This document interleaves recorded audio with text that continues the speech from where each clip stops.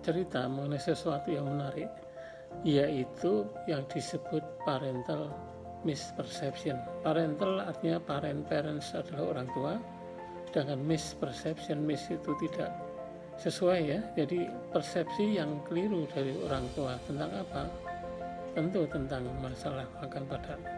Apakah ada? Ada, walaupun jarang tetapi ada. Mari kita ikuti.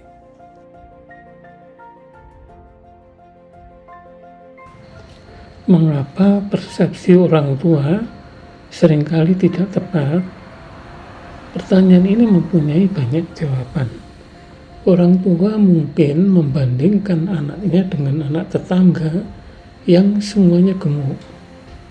Karena menganggap anak gemuk di rumah tetangga itu baik dan normal, maka anaknya yang tidak gemuk, dengan kata lain normal, justru dianggap tidak baik, atau dengan kata lain kurus. Akibatnya orang tua menganggap anaknya kurus karena makannya sedikit atau susah makan. Dapat ditebak bahwa orang tua kemudian berusaha untuk menambah makan si anak, kalau perlu dengan memaksa makan. Sangat disesalkan kondisi yang sebelumnya baik-baik saja atau normal, dengan persepsi yang salah itu menimbulkan masalah baru. Anak yang makannya normal dengan berat badan normal justru dipaksa makan lebih banyak, timbul masalah baru. Anak merasa tidak nyaman, berusaha melawan dengan caranya sendiri, menutup mulut, menolak makan, dan sekarang anak benar-benar mempunyai masalah makan. Ada juga orang tua yang membandingkan jumlah makanan yang dimakan anak dengan yang dia makan. Orang tua yang banyak makan menganggap bahwa cara makannya lah yang benar. Dengan sendirinya ia menganggap bahwa jumlah makanan yang dimakan sang anak terlalu sedikit. Padahal sesungguhnya jumlah makan sekian itulah yang sesuai untuk anak, bukan sebanyak yang ia makan.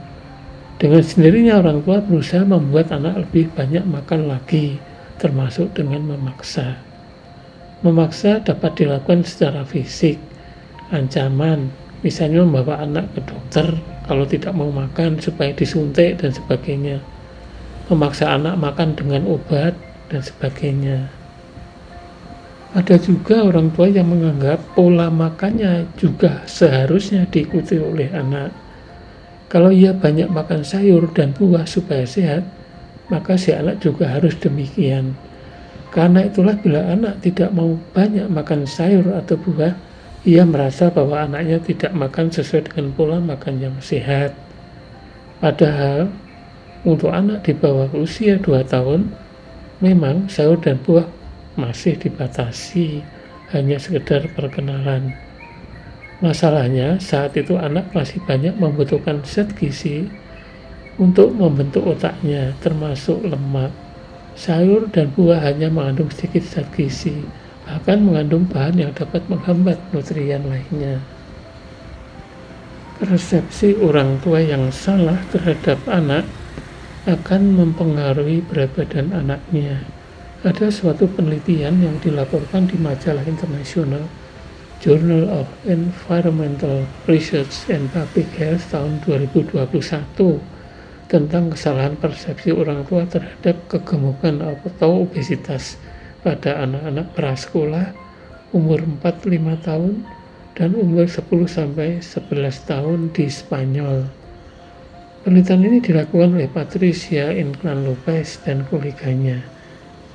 Penelitian ini kecuali ingin mengetahui seberapa banyak kasus obesitas atau kegemukan pada anak-anak di Spanyol, juga ingin mengetahui persepsi orang tua yang salah terhadap berat badan anaknya. Hasil penelitian itu menunjukkan bahwa 53,19% dari orang tua yang menganggap berat badan anaknya normal, sebenarnya anak-anak tersebut mempunyai berat badan yang berlebihan atau overweight. Terlebih lagi ada 88,23% orang tua yang mengatakan anak hanya kelebihan berat badan, padahal sebenarnya si anak benar-benar gemuk atau obes. Overweight derajatnya lebih ringan dibanding obes.